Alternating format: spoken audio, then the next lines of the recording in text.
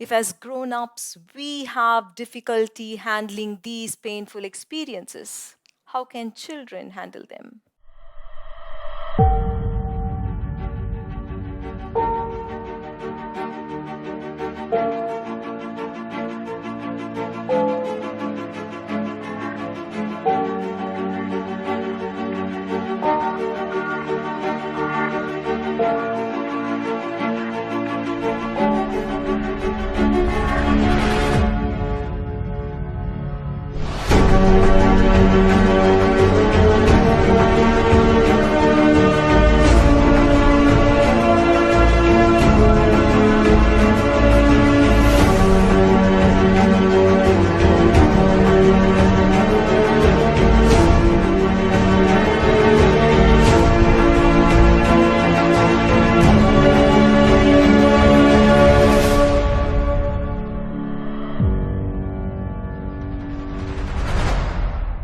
Children are innocent.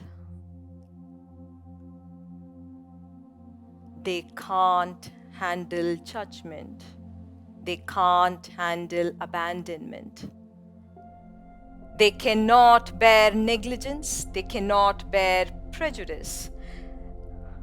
And least of all, violence. Their brains cannot handle seeing violence at home. Do you know that more than 1.7 billion children have seen violence in their homes before they became 18 years old? If as grown-ups we have difficulty handling these painful experiences, how can children handle them? If you can preserve the natural innocence and joy of children, they will grow up into powerful peace leaders for the future. Today, I want to ask every one of you to rise up to a greater dharma and do one selfless act of service to the world. I want every one of you to spread this message to the world. That children must be given as much love and hugs and appreciation until they are 7 years old. If parents can do this, these children will grow up into peaceful adults. If love is denied to them at this age, then they will grow up into damaged people.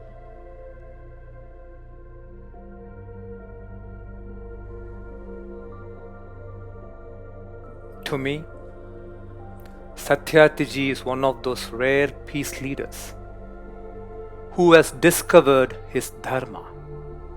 He is fulfilling his dharma of protecting the innocence and the future of world's children. Namaste, Satyarthi ji. Namaste, namaste, Krishnaji. Satyarthi ji, shall we get into our conversation? Thank you so much. It's my pleasure and honor to be with all of you. And I am quite surprised, Krishnaji and Preethaji, that in such a young age, you have become the champion for peace and humanity, love and compassion. Thank you so you are much. blessed by God and you are born as the messenger of divinity. So thank you so much. Thank you. I have read your work and I've seen your work, and it is undoubtedly your heart is so big. It is not easy for someone to go out there and do things for someone else. People think, people calculate, and people go through 100 questions before they can do the smallest action possible. But your heart has awakened so much that you're able to just connect to any child and go out there and help children. So in that context, what is the one action you want people to take to protect children of our world? I can say just one thing, that if we are rich, if we are knowledgeable, if we are sitting in big positions, if we are famous, and even then we have some sense of love and compassion, some feelings for others, if we do something good, if we are truthful, if we are honest in our life, it is not because we are rich or we are learned. It is because a child is inside each one of us. That child should be protected. For me, childhood is not an age. Childhood is purity of soul, purity of heart. Childhood is forgiveness. We always keep grudges in our minds when something goes wrong around us. We have a lot of enmity and other things, hatred. But in case of children forget and forgive those things. We can keep that childhood inside us, but we should also take one action tonight or in the morning in other countries. Just make an unknown child smile. Think of your own childhood.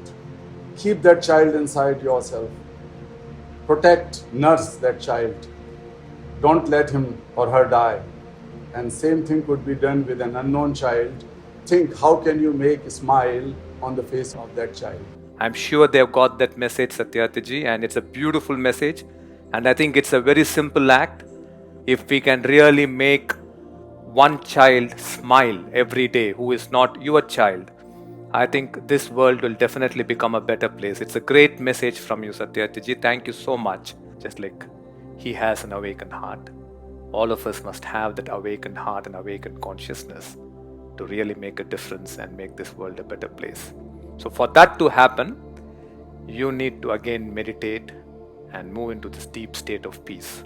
The pain that children and young people of the world suffer will become part of the thought sphere of humanity. This will flow into people for generations to come as thoughts of anger and violence. As we meditate for peace for all aspects of life, this thought sphere of humanity will become infused with peace and prompt peacefulness. It is the dharma of every one of us to meditate for peace in the world. Remember, peace is either for all or for none of us.